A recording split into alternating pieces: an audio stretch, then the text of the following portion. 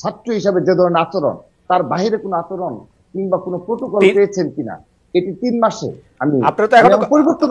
আপনারা তো এখনো ক্ষমতায় আসেন নাই, তবু কিছু কিছু কথা তো শুনি। আচ্ছা 2 নাম্বার, আমাদের সময় নাই।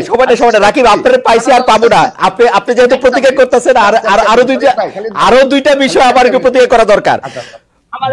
কলেজ বা বিশ্ববিদ্যালয় ক্যাম্পাসে কোন ভবন, কোন অন্য কোন স্থাপনার ক্ষেত্রে চাঁদাবাজি করবেন কি করবেন না? আচ্ছা, আমি আপনার নিকট আরেকটি, খালিদ ভাই নিকট কি করে রাখলাম, কারণ যেহেতু আপনার সাংবাদিকতা মানে খুবই উচ্চ মানের এবং আপনার সেখানে রয়েছে, যদি সামান্যতম সারা বাংলাদেশে কোন কলেজ ক্যাম্পাসে সামান্যতম এই ধরনের নজির আমি 3 মাস যাবত খুঁজতেছি, অল্প কিছু পেয়েছি, সামান্য ভুলভ্রান্তি ব্যবস্থা নিয়েছি, আপনার মাধ্যমে পুরো সাংবাদিক সমাজের কাছে আমি অনুরোধ রেখে গেলাম, যদি সেই ধরনের দখলের ক্যাম্পাস, ওই যে কোনো দখলের ছাত্রদের সামান্য সম্পৃক্ত থাকে এবং প্রমাণ পাওয়া যায়, আমি কথা দিয়ে গেলাম, ওয়াদা করে গেলাম, আমরা সাথে সাথে ব্যবস্থা।